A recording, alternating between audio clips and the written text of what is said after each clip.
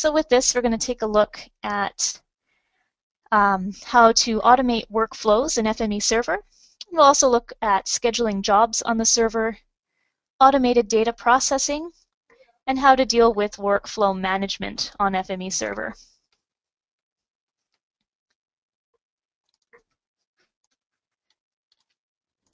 So this is chapter 5 now, and we're on page 5-3. So these are the concepts that we're going to be covering here. So first of all is the concept of automation. So what is automation here? In this context, automation is simply the ability to allow FME server to run a workspace without any user intervention or initiation. So an example here might be maybe you've got a system administrator who's created a workspace that does an update of, say, your internal database every day.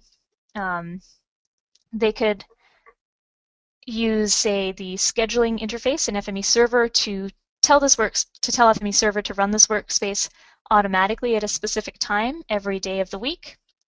Or they could, say, have this workspace registered with the notification service and maybe have that tie down to the directory watcher. So every time someone drags a new file into a specific directory, this workspace would run and update the database automatically.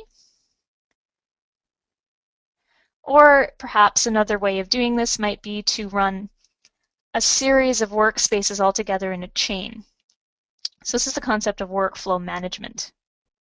So if you've got, say, some kind of an update or database update that requires specific steps to be completed before the actual database update happens.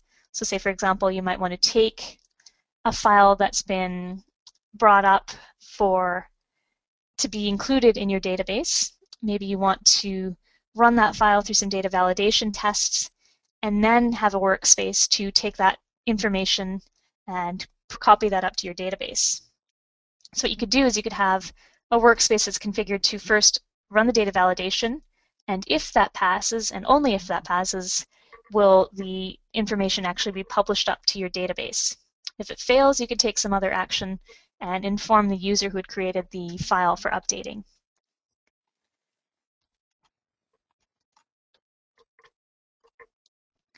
Okay, so first of all, we'll take a look at scheduling with the FME server interface. So scheduling, it's fairly self-explanatory, it's fairly straightforward. It's essentially the ability to tell FME server to run a workspace at a specific time.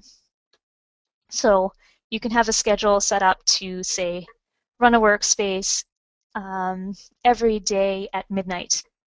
You could have it run a workspace every 5 minutes if you want to be continually updating and continually grabbing the newest data from somewhere. You could also use the scheduling interface in server to tell it to run a workspace every 3rd Friday of the month. So it gives you a lot of flexibility in that, so you can always be able to have full control over when these workspaces are run. So it lets you automate these workflows so you don't have to go in there and click a button every time you need this workspace to run if it's happening regularly. So with that, let's take a look at the scheduling interface, and we'll just take a little walk through that. So I'm going to go back to the FME server web interface, and you can find the scheduling under the Schedule section from the left-hand side navigation. And this is where you would control which workspaces run and how often they are run. So under Schedules, if I click on New, I can create a new schedule. So I can give my schedule a name, assign it a category if you want to keep organized. Oops. And a short description. I can decide whether or not I want the schedule to be enabled immediately. And then I can decide which workspace I want to schedule. So maybe I want to run one from the samples. I'll select maybe the Austin Apartments workspace. And then under here, under the Schedule section, I can decide how often I want this to run. So I can choose the start date if I want this to start running immediately, or I could have this start running a year from now if I wanted. So I could run this starting next July. And I want this to run every week after that and never end. Some other options, I can start immediately and have this run every week at this time. I can have this only occur once if I wanted to, say, run this workspace in a year one time and update some database or something like that. Also have the option to use a cron expression, so if you want even more control, so if you want to be able to run it, say, every third Thursday of the month, you could put in an expression to define when that happens. Some other useful points inside the schedule here is this idea of topics to publish to on. So when the schedule runs, you can have the workspace publish some information to a specific topic if it succeeds or fails. So that way you don't have to come in and always check to see that the schedule ran without a problem. You can have it so that if it fails, if there's any kind of problem with running this regularly scheduled workspace, you can have an email sent out to the database administrator so they're made aware immediately if there's trouble. So it's a good way to be able to keep track of what's going on with your schedules without having to come in and go through the job history every day and monitor every schedule that you have. Down at the bottom here, we have the Transformation Manager directives. So this just allows you to select things like the job priority. So if this is a schedule that you need to be sure is run as soon as possible whenever it is triggered, you can set the job priority to the highest. So this tells FME server that this job needs to skip the queue, so it needs to go to the front of the line immediately and be run as soon as the next engine is free when this is kicked off. We have things like the job routing tag, so you can use job routing inside FME server to maybe reserve one engine for scheduled jobs, so you can always guarantee that a scheduled job will have a free engine that it can run on. And then the queued job expiry time. So if you're running jobs, say, every 5 seconds to get the latest or most up-to-date information, you might want these jobs to expire after about 5 or 6 seconds so that you don't waste time if something gets caught in the queue and it takes 6 seconds before this job runs, you'll end up with 2 of these scheduled jobs in the queue. So if you put an expiry time, you'll make sure only the most recent one actually gets run and anything else is simply canceled before it gets to there. So you can have these expire within a reasonable amount of time. So that's everything. That's the basics for the scheduling. So we have a little example here if you want to try creating a schedule yourself. So if you go over to the Schedules tab, so we're looking at exercise 5A here. That's on page 5-7. Let's create a new schedule and just try out the interface in FME server. So click on the New button. And we'll give this schedule a name. So you can call it apartment schedule. You can set this to a category. So you can call it whatever you want, my schedules. And click to add. I can add a description if I want. So I'll just leave that blank for now. For workspace to execute, you can click on the repository to select from. So for this example, I might choose one from samples. The workspace will be Austin Apartments.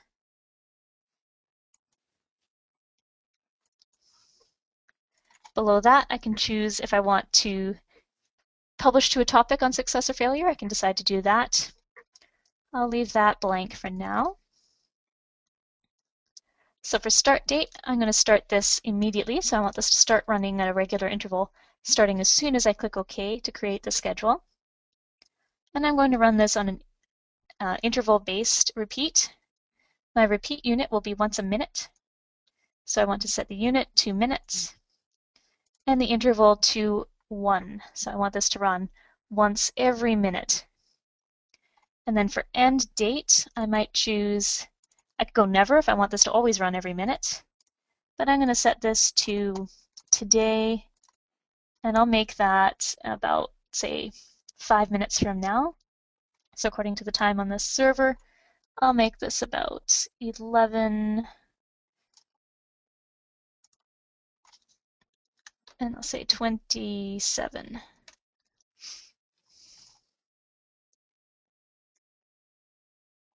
And then I can click OK to create the schedule.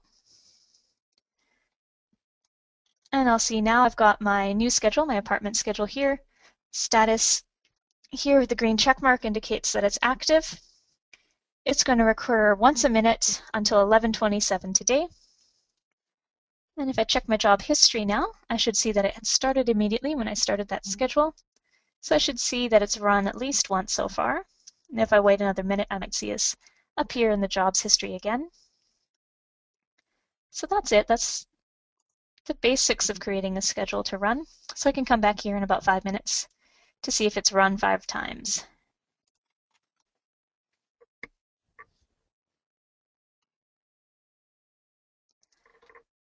So there's an advanced task here. I think we'll skip over this for now. It simply involves creating an email subscription to send an email back to you if the workspace fails when it's scheduled. It's fairly straightforward. It uses the same concepts as we covered when we created that email data download system. So you just create a topic and an email subscription, and when you go to create the schedule, you tell it to publish to your scheduling notification topic that you created, and if anything goes wrong, it's going to send an email to you.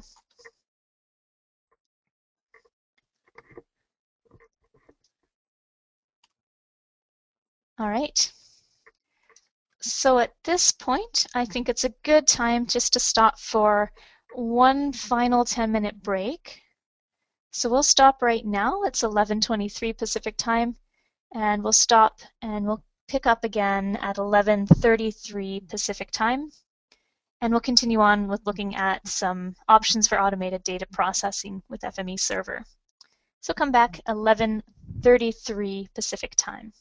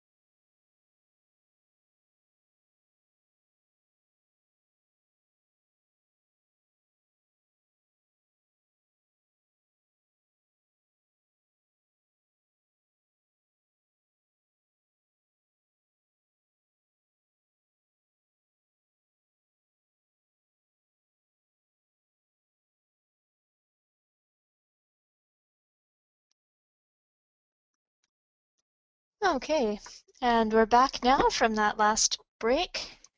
So we're going to spend the last hour of this training course just finishing off the final chapter on dealing with automation inside FME Server.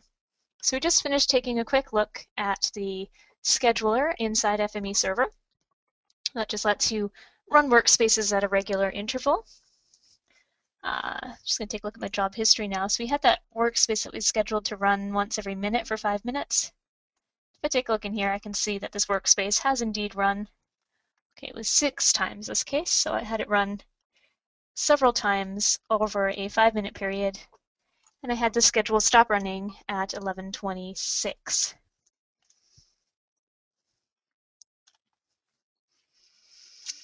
Okay, so we'll take a look at automated data processing now. So automated data processing essentially involves having a workspace run in response to an event rather than on a specific schedule. So this is very similar to some of the concepts that we looked at when we were dealing with the notification service inside FME Server. So in Chapter 4, we had dealt with building up a service that would listen for an email that a user sent, which would trigger a workspace to run and send the output of that translation back. So in that case, we had a publication trigger a topic, which in turn triggered a workspace. So that workspace was run automatically in response to activity on FME Server. So a user didn't actually have to go into the server and click on a workspace and click run. All they had to do was send an email, and the workspace ran automatically.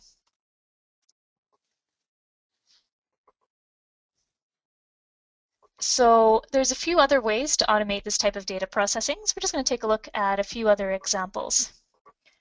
So one option is for data processing using the REST API inside FME Server. So what this involves essentially is to run a workspace using a URL. So I can show you what that would look like. So if I go into my repositories, I'm just going to show you where you could find the URL to run a workspace in this case. So I'll take a look in my samples repository and I'll use the Austin Apartments example. And I'll go through the job submitter service here. So when you're in the configure page for any workspace, you'll see a series of buttons down at the very bottom. One of them is this show developer information button. So if I click that, this actually shows me the information I would need if I wanted to submit this workspace through a URL. So instead of having to log into the server web interface, all I'd have to do is actually go to this location in, say, a web browser. So if I click on that, you'll see the workspace runs and in the background, and the results are written out to the location specified. So I could do this with any one of the other services as well. So if I wanted to, say, run the Austin Apartments through the data download service, I could show my developer information, click the URL, it'll run the workspace, and provide me back with a link to download the data. So if I wanted to share this data with someone else and have them generate a copy of it live themselves, I could just share this link with them. They could go to the link, it would run the workspace, and then they could download the latest copy of the dataset themselves. So some other options for making use of these URLs to workspaces on the server include using those URLs in, say, database triggers. So here a database trigger is essentially an action, or it's really a piece of code that is tied to a specific table, and it's run in response to an event that happens in the database. So for example, if a new record is added to a table, or if an existing record is modified. When that happens, the database trigger will take effect, and you can have this trigger set up to send maybe an HTTP request to FME Server using the URL of a specific workspace. So an example here, you could use an Oracle trigger built using PL/SQL. It can be used to send an HTTP call to FME Server and run a workspace whenever the database is updated. So if you get a new record, you can run a workspace to maybe take that information and copy it somewhere else, or send an email out to someone who might be interested in seeing an update to that table.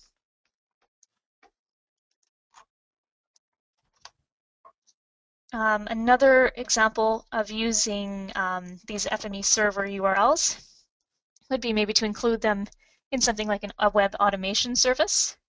So there's services like IFTTT, if this then that, and Zapier, which can be used to tie together different kind of web-based applications using conditional statements. So an example here, if, say, one event happens, then trigger some other event. So if I go into the next page here, we've got an example that deals with FME server itself. So here, in this case, we've got a Zapier. It's a Zap that's set up. It listens for Twitter, and it searches for mentions of a specific keyword in a specific geographic area. When that happens, you can have FME server trigger FME server and run a workspace using the URL from the developer information here. So in this example, the search term here is earthquake. So whenever someone mentions the word earthquake near the city of Vancouver, it will run a workspace on FME server that can then, it'll just trigger the workspace, which can then be used to maybe send out emails to people who might be interested in that information, or update some kind of a database and keep track of all these mentions to see maybe what's going on in the city of Vancouver itself. So with that, let's take a look at an exercise here where we can set up some automated data processing. So we've done this once before in Chapter 4 when we set up the email service. So that was essentially automated data processing using the notification service and having a workspace triggered by an email. In this case, we're going to take a look at triggering a workspace using the directory watch publication. So whenever a new file is added into the data directory of our of the resources on FME server, we want to have a workspace that runs to read in that new data set and do some processing with that. So with that, let's work through exercise 5B, and we'll work on creating this automated data processing workflow.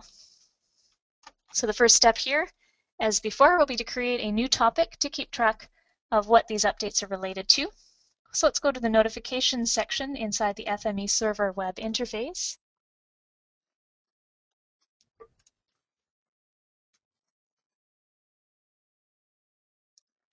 And we'll go to the topics tab from in here, and let's create a new topic. And we'll call this new data. I'm going to skip the description for now. And then next we're going to create a new publication to listen for any activity within a directory. So go to the Publications tab next. And let's create a new one. So click the New button. So for the publication name, we can call this New Data Watcher. The topic to publish to will be that topic we just created. So let's select New Data from here.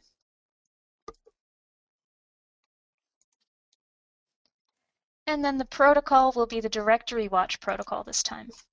So from the protocol dropdown, select directory watch. So next we've got a set of parameters that we need to fill out to configure the directory watch for this. And basically it asks us which directory we'd like to watch. So we could either type in a location if we want to specify a location over a UNC network, for example, or we could just browse to the location from our resources. So the location we'd like to watch is inside our data folder, so let's expand that. And we're going to watch the orthophotos directory.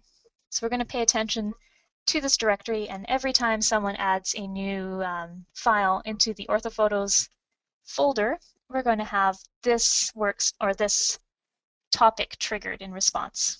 So we don't need to worry about watching subdirectories. And once you've done that, you've selected the orthophotos directory. Click OK to add the publication.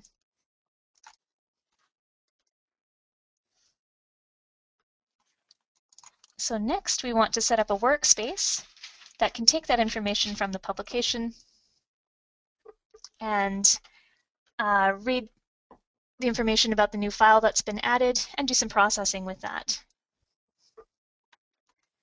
So let's open up the workspace for this exercise. me just double check the path here. So let's go into FME Workbench. I'm going to stop the workspace that's been running with the WebSockets. I'll go to File and Open. And I'm going to grab the workspace from inside FME Data 2014, go into Workspaces, the Server Training folder, and the workspace will be Exercise 5B Begin.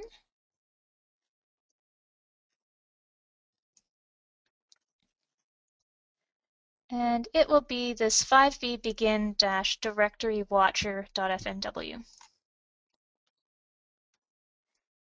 So it's the second one with the name 5B. So exercise 5B begin directory watcher.fmw. And we'll open that up.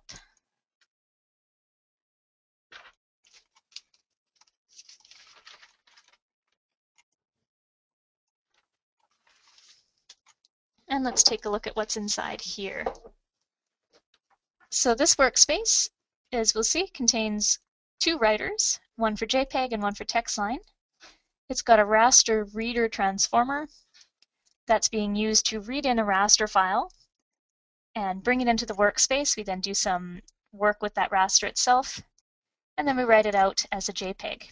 So all this workspace is doing is it's reading in a raster from some location that's we haven't set yet. It's going to copy that into the workspace.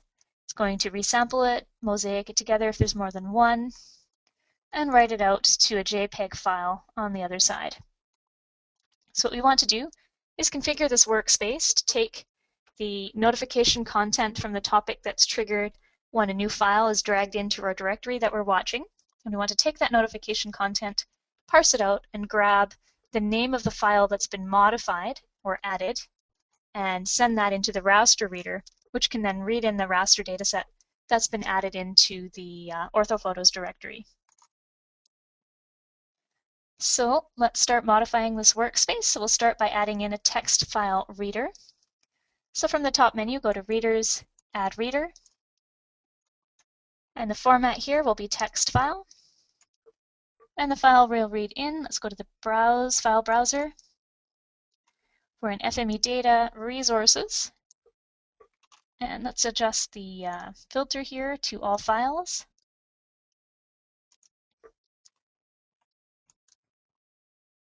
And the file we'll choose is the new file.json. That's right here. Open that up. Under parameters, let's make sure read whole file at once is set to yes. So that is correct. It should be set that by default since it saved our settings from last time. If not, just make sure that's set to yes.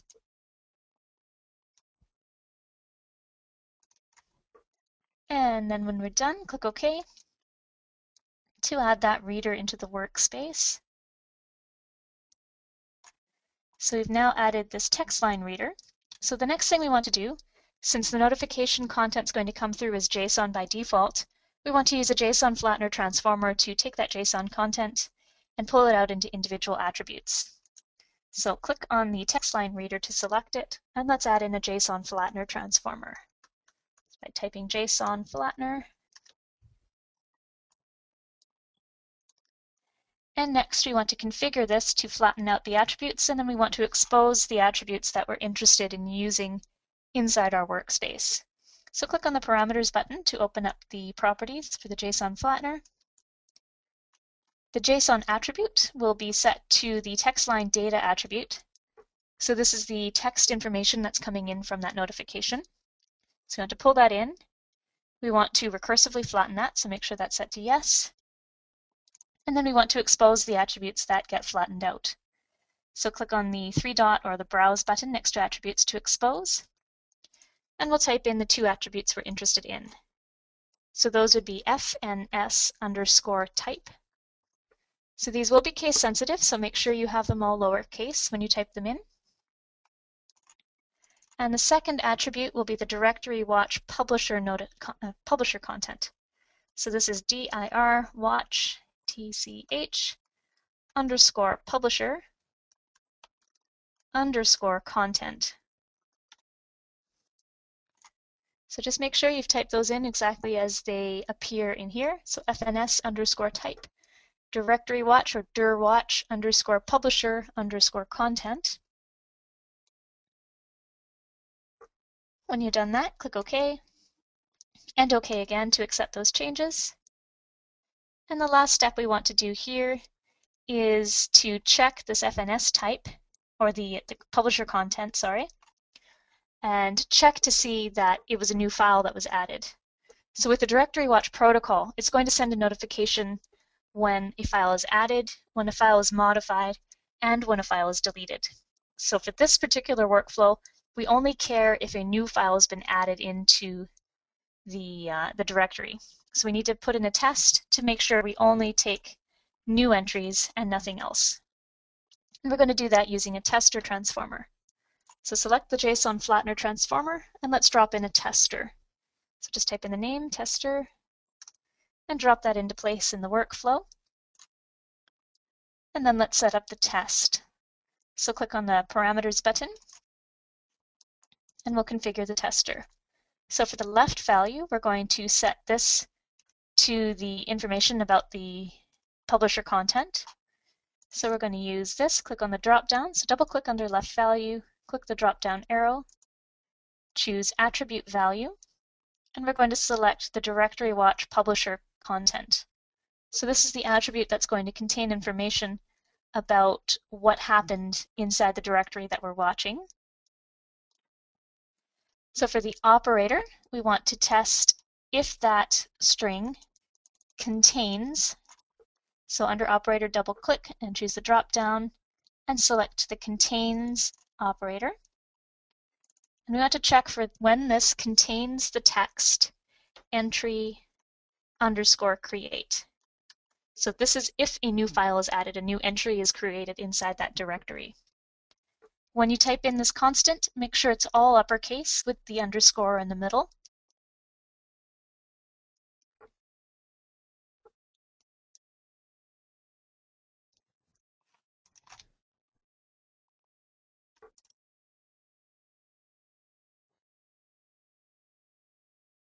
And click OK to add that or to accept that change.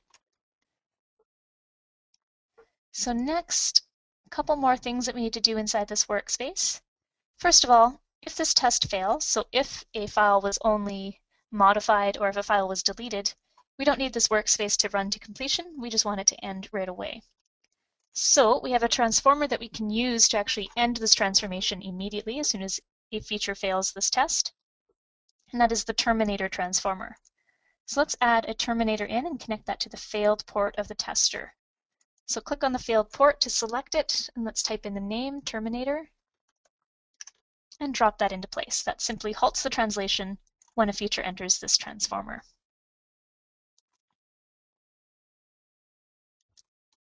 And then one more step that we're going to do is we're going to take the information about the location of the file that's been added into our directory from the directory watch publisher content.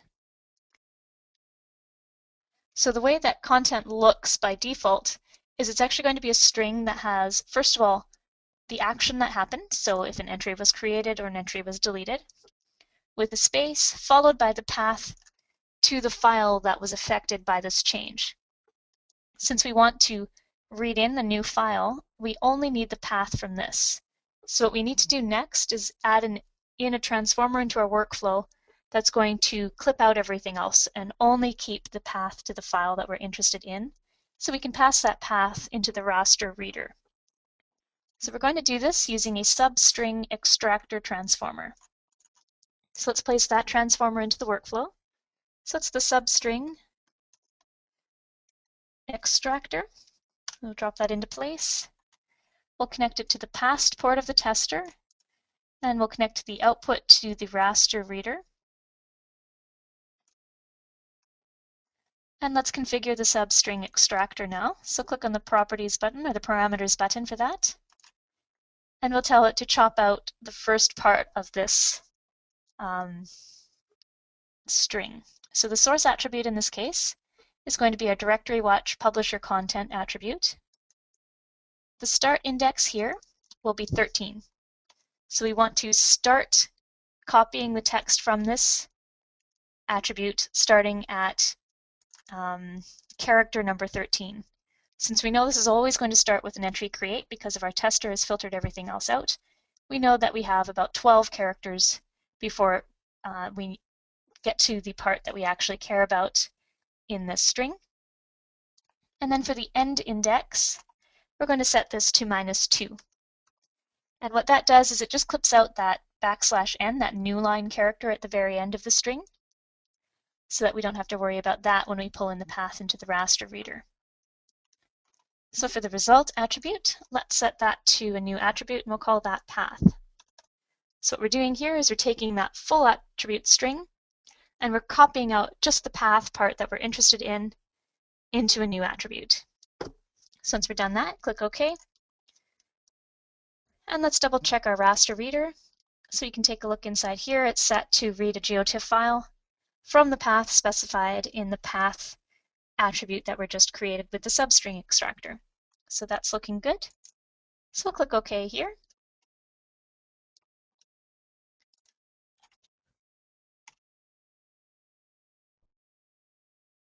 And we'll save this workspace.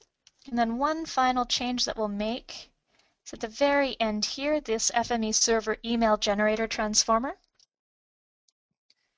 So inside here, this is where we're controlling who gets an email back with information about this updated file. So let's open up the FME server email generator and just adjust the to username.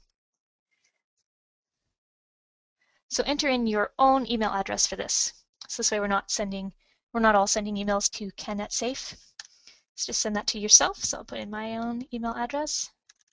Actually, I'm going to put in the FME server one, safe.com. And we'll click OK. You notice the attachment here is going to contain the JPEG file that's been created from the geotiff that's been dragged into or copied up to the orthophotos directory in the server resources. Click OK here. And we'll save the workspace. And now let's publish this up to FME server to complete this workflow. So click File, Publish to FME server. So same connection information. I'm going to call this exercise 5B. We don't need to upload any files for this, so uncheck the Upload Data Files option. And we'll click Next to go on to the next step. We're going to register this with the notification service. So let's check the properties in here. So this workspace is going to be set to subscribe to the new data topic. So that's the one that we created to send out, or that's going to be triggered whenever a new file is added to our orthophotos directory in the resources on the server. We want to make sure the notification data reader is set to that text line reader that we added into the workspace. So click the drop down and we'll select the new file text line reader. And then finally, under Notify on Job Completion, just make sure that the Post to Topic on Success is set to the Send Email topic. So that's that topic that we'd created in Chapter 4 that was able to send out an email back to the user who sent an email into the server. So we'll just reuse that topic to send another email back to us using this workspace. And then for data to post, let's set that to the email text line writer. So at this stage in your publishing steps, your edit service properties dialog for the notification service should look something like this.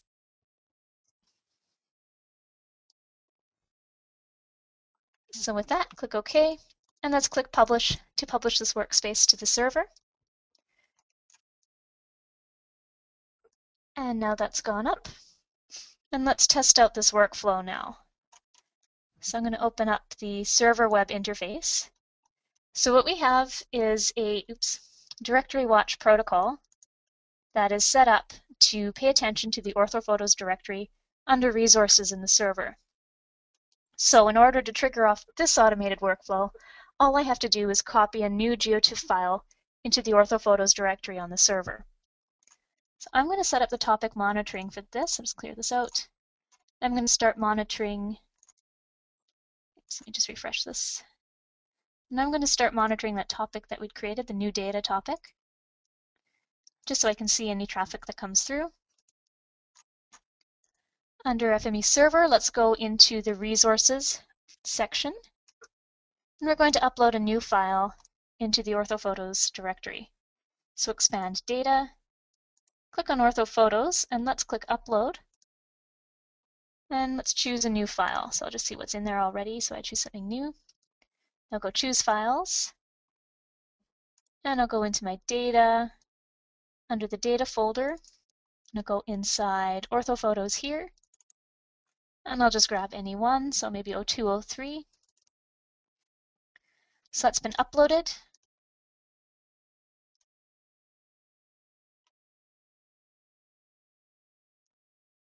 And it should now be in my orthophotos. So I can see it here at the top of the list. If I check my topic monitoring, I'll see that the new data topic was triggered. So I can see this entry create that was added in there with the path to that file. So now if I check my job history, I should see that that workspace that I just published has run as well. In this case there was a failure. So I can take a look in here. So this was triggered in response to that new file being added. Probably made a mistake somewhere in configuring that workspace. So let's see. If I check the log file, I can see what happened in here. And I can see this one was triggered in response to an entry that was modified. So if I take a look at my monitoring, I can see an entry was created and an entry was modified when I published that new file up to the resources. So the reason for this is it triggered something on the event being created, and as that file was uploading, it came through as an event modified. So that's why we put in that filter into the workspace to only grab the entry create. If I check the other job, then I should see something.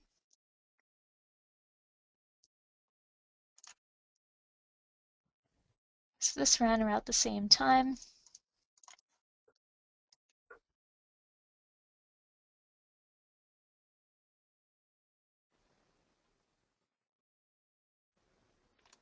And I'll see, okay, if I take a look at my substring extractor, I accidentally took off the F from the TIFF file here. So I can go back in here and adjust that a little bit. Make one modification, maybe change that to -1 instead. I'll save this and I'll republish this to server. I'll try this one more time. And I'll go into my resources and I'm going to upload yet another file. Oops, what's going on here? There we go. I'll upload another file into orthophotos.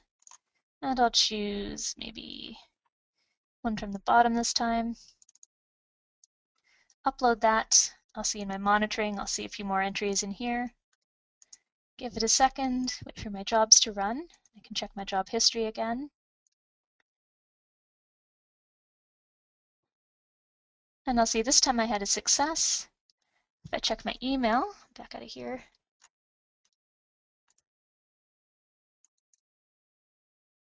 I'll see a new email has come through. So that's from that workspace that was triggered in response to a file being added into my resources folder. And this is that new file that I published. So I added that into a folder. The workspace read that in because it was triggered by the directory watch protocol. It read that file in, converted it to a JPEG, and emailed it back to me. So again, that is another example of an automated workflow inside FME server. The workspace itself is run in response to a change in a directory on the server itself. So there's no need for user intervention in there. I only had to copy that file into the folder in order to get the entire translation to run and send me back results on the other side.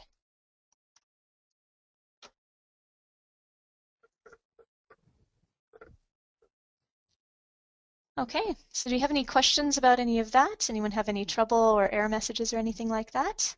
Just feel free to send a question through the questions panel and we can take a look at that.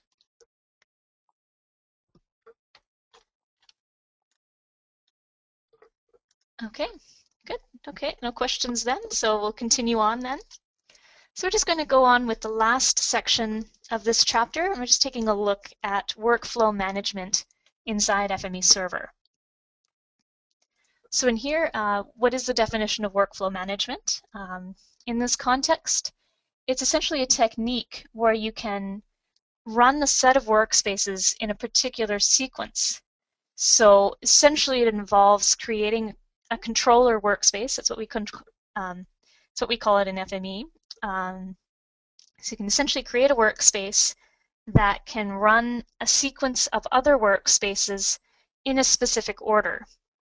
As part of that, what you can do is include different types of logic in there to respond to maybe failures in other workspaces and kind of deal with what's happening with the data as it flows from one workspace into the next.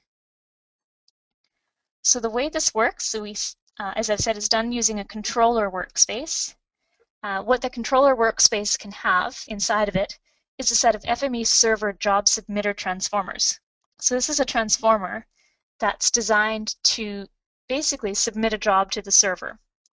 It triggers the job to run on FME server. If it succeeds, you can have one action happen, and if it fails, you can have another action happen in response to that. So in this example here, we've got 3 job submitters that are running 3 different workspaces in order. So you have first the first workspace run, then the second, then the third. So it happens, just make sure that these jobs happen in sequence. So if there's a particular process that requires that one job finish before a second one can start, you can control that using workflow management in FME. So in this particular example, we have all the succeeded. So if the workspace succeeds, it continues on to trigger off the next workspace in the sequence. But if there's a failure, we can see we've got a connection that goes out to another writer. So in this example, if there's a failure, we can take a copy of the failure message and write that out to a text file and maybe send a notification to an administrator on the FME server. This is another example of what workflow management might look like. You can include other types of logic inside that workspace using other transformers. So here we have a tester transformer that's being used. When this workspace is triggered, you can decide if this is a daily or a weekly process. So if it's a daily process, you can run your daily workspace. And if it's a weekly process being triggered, you can run your weekly workspace. So depending on what parameters or any kind of information that you've pulled into that workspace, depending on what's in there, you can run a test. Based on the results of that test, you can have specific workspaces run in response to that. So in this case, this one checks the current date. If it's somewhere between Monday and Thursday, the test passes and this is considered a daily update. If it's a Friday, this will be considered a weekly process, so you'll have a different workspace that'll run. So with that, let's try out one final example with dealing with workflow management inside FME server. So for this example, we have, as you can see up here, there's 3 starting workspaces. Each of them has a particular task involving the same set of data.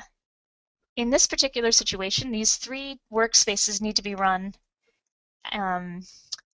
in sequence. So what's happening here is we've got the first workspace that takes a data set and loads it to a database. The next process will then take the information in that database, read it in from that database, process it, and write out to another table in that same database. And then finally, we've got a third workspace that'll take that process data and convert it into a raster. So in order for this process to work, we need to ensure that each of these workspaces runs in sequence. So we have the first, the second, and then the third. We don't want any of these to run out of order, and we don't want them to run at the same time as they're all trying to access the same set of data. So in order to control this, we're going to create a controller workspace with some FME server job submitter transformers to submit the job, each of the jobs in sequence.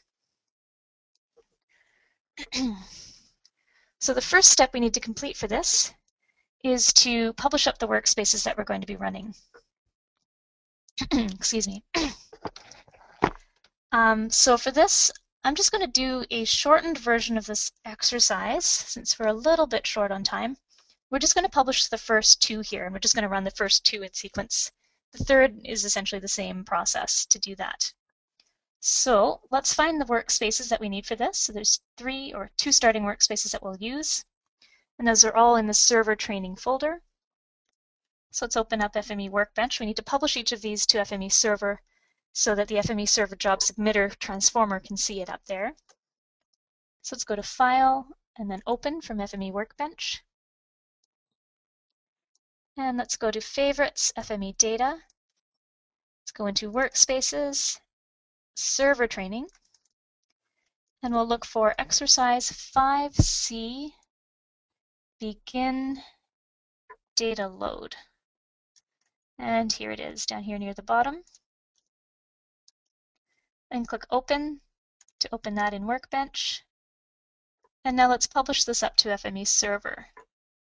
So we'll go File, Publish to Server.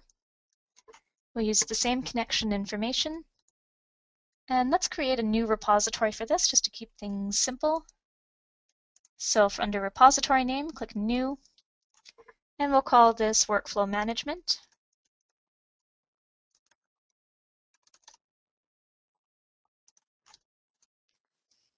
And we'll click OK.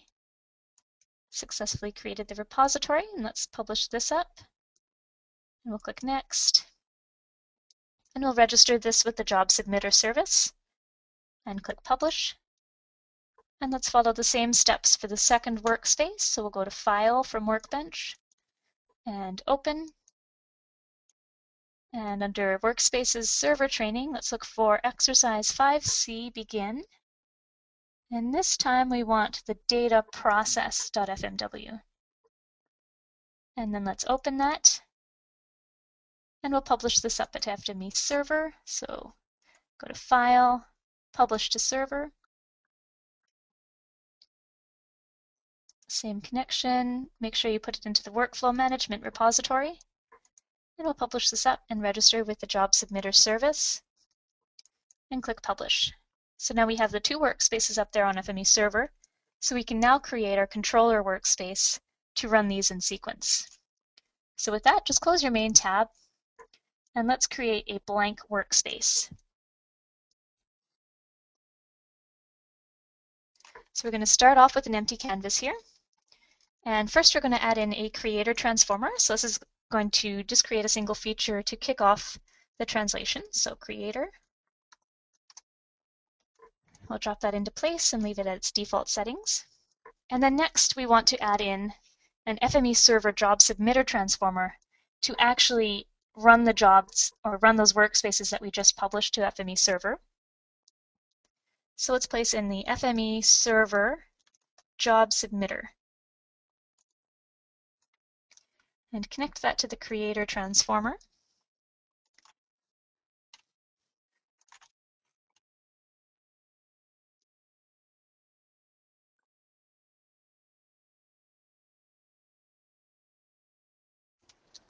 So the first thing we're going to do here is we're going to add a couple published parameters to start. So each of the workspaces that we're going to be running requires a source data set. And we're going to be supplying the path to that source data set through published parameters that are going to exist on our controller workspace. So we're essentially going to set the source data set from in here, and this workspace is going to pass the source into the published parameters on those workspaces that are published to server already. So under User Parameters in the Navigator window in this workspace, let's right-click and choose Add Parameter. So we're going to create two parameters, both of the type file name existing. So just follow the instructions that are here in step 3 on page 5-21. So under type, we're going to set file name existing. Under name, we're going to call this voting. So this will be the first one. We'll make that not optional. So for prompt, we'll just say voting. And then configuration, let's click the Browse button to configure this. Description, we want our users to select a shapefile, so put shapefile here. And our filter will be star .shp. So they'll only be able to select shapefiles when they go through the file browser for this. And click OK. And then OK again to accept that. And then we're going to create one more published parameter for another data set that we're going to be using. So right-click under Published Parameters and choose Add Parameter again. This one again will be type of file name existing. We'll call this one Properties. Again, not optional. The prompt, Properties. And for configuration, we'll again set this to shapefile, so description will be shapefile. And our filter will be star.shp.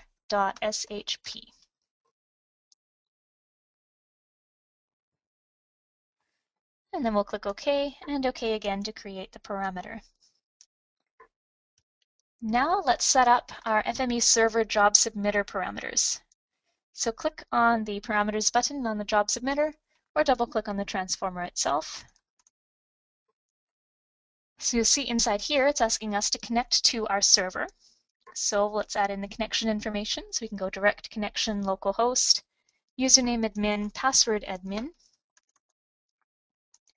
And we'll click next. Now we get to decide which workspace we'd like to use this transformer to run. So under repository name, let's find our workflow management repository.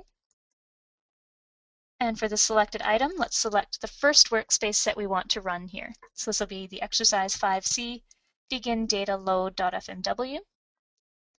Once you've selected that, click next. And we'll see here we have an option to set the published parameters that exist in this workspace. So these are two parameters that actually exist in that load data.fmw workspace. And we want to tell our workspace to grab the path for each of these files from the published parameters in our controller workspace. So we'll set that up. Under voting districts shape, click the drop-down button. And under user parameter, we'll link this to our voting user parameter in our controller workspace. And then we'll do the same for the properties. So click the drop-down and highlight user parameter, and we'll set this to our properties user parameter. So essentially what we're doing here is we have a controller workspace with published parameters, pulls in information about paths to data sets, and then we can use those same paths to run other workspaces using the same source data set. And one more option that we want to take a look at here in the FME server job submitter is this top one, to wait for server job to complete. It's currently set to no by default. What this indicates is that when this workspace runs, the job submitter is going to submit a job to FME server, but it's not going to wait to see if it runs successfully or if it fails. So what will happen is this job will get submitted to the server, and it'll go into the job queue and it'll run. This workspace will continue going, so this will go through the succeeded port if it succeeds in submitting the job. And this workspace will run to completion, and it won't matter whether or not this workspace succeeded or failed. In our case, maybe we do care about the success or failure status of the workspace being run here. So what we want to do is tell this job submitter to wait to see if the job that it's submitting actually returns with a success or a failure message. So to do that, we need to change the wait for server job to complete to yes. So select the drop-down and make sure that's set to yes. So what this is going to do is when this workspace is run on the server, it's going to run this job as a child process. So it's going to take this job and it's going to run it as a child process of this workspace. When it finishes, it'll either, the feature that came through here will either come out the succeeded or the failed port with information about the job that was run.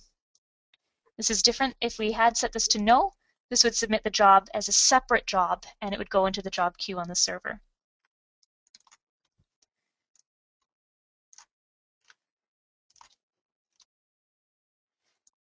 So with that, now we've configured this job submitter to submit the job. Let's add in some logger transformers to keep track of what's going on with this. So just right-click on the transformer itself. So right-click on the FME server job submitter and choose the option to connect loggers. So what this will do is it'll just log information about what happened in this workspace. So if this workspace succeeded, we'll get information about that. And if it failed, we'll get the information about the failure. So let's save a copy of this workspace. I'll just leave it at its default name. And let's publish this workspace up to FME server. And let's take a look at what happens. So go to the File menu at the top, choose File, Publish to FME server. We'll go Direct Connection, admin for username password.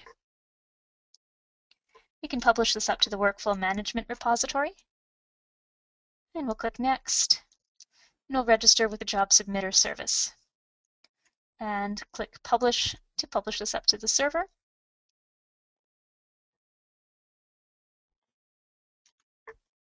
And then let's go into the server web interface and try running this job. So go into FME server, I'll head over to repositories, and we'll go into our workflow management repository. And we can open up the workspace that we just created. I called mine none to none by default. You might have called it exercise 5C. Under job submitter, let's click configure. And we'll configure this workspace to run. So since we had published two parameters for existing file types, we've got a parameter for the voting shapefile and a parameter for the properties shapefile. Let's now upload some data sets to use as source data sets for this workspace. So we'll do that using the file upload service inside FME server. So I'll go to add files from here. And we'll browse to favorites, FME data. Let's go into the resources folder and then workflow management. And we'll have these two zip files, parcels and voting. So we can select them both and upload them. So highlight them both and click open. It'll take a second for both the zip files to get up there. Now that we've uploaded them, under published parameters, we can select the upload tab. And for voting, let's select the voting zip file. And then for properties, let's again go to the upload tab and we'll select the parcel zip file. So in this case, we're making use of FME's ability to read a dataset directly from a zip file. So when this workspace runs, it'll see that this is pointing to a zip, and it'll look inside there to find the shapefile that it needs. So once we've set this up, let's run the workspace, and let's see what happens.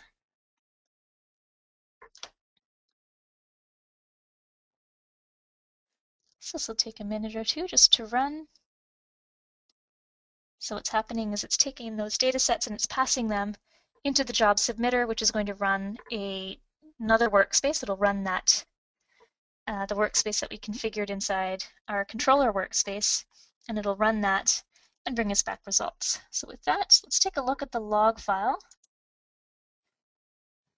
so we can see what happened inside there.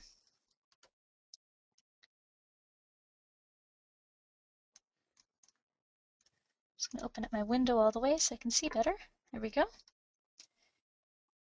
And we can scroll down through here and just looking for the important part. All right, so we'll see in here, our workspace is running when it gets to the FME server job submitter. And it tells us that it's synchronously running the workspace that we set, so it's that exercise 5C begin data load. And it says it's running that using a child process. So what's happening is it's submitting this job and it's actually running it within the same process that our controller workspace is running. So after the job submitter, we'll see a second log file has been appended here. And this is the log file from the workspace that we're running. So it's from that data load workspace. So in here, we can see exactly what's going on. It's reading in those shape files that we passed to it. And then it is converting it and writing it out to a spatial light database. If we keep going, we can see the summary for that log. So you can see we had 3,000 properties and 20 voting districts written out to the spatial light database. And if we keep scrolling down, we'll see after the translation was successful, we get back to the job submitter. And we see that because that job finished successfully, the feature that was sent into the job submitter transformer comes out through the succeeded port. And we can take a look at the value that we'd logged. So you can see information about the job that was run. So we can see its status.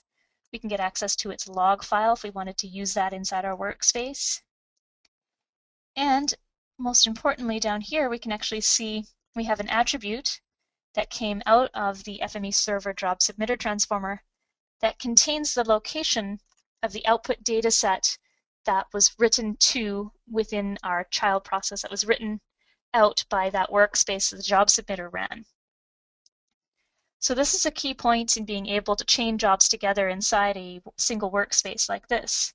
So what we can do next is if we wanted to take the output from that workspace and do some further processing with that, we can actually get that path from this output dataset path attribute and pass that into another workspace, and that workspace can use it as the source and continue doing additional processing with this. So inside here, I can see if I open up my succeeded port on my FME server job submitter, I can see I have this output path, output dataset path attribute in here. So I can use that information and pass that dataset into, say, another FME server job submitter. So if I wanted to add a second job submitter here, I could use that attribute and use this as the source for that second workspace and pull that information in and do some additional processing with the data that's output from the first workspace. Okay, so that's all I'm going to cover for this example. The rest of it just goes into adding some additional job submitters. So this one here makes use of the output dataset from this first workspace and uses that as input for the second workspace. So it's just about chaining these all together and making use of that information.